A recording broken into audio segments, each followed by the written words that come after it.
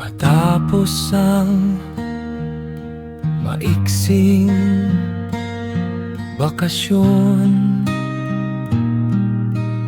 babalik na sa pinagmulan,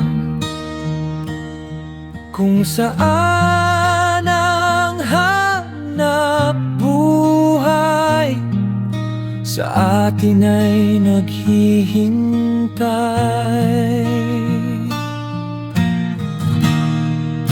Babawi sa gastos na ating ginawa,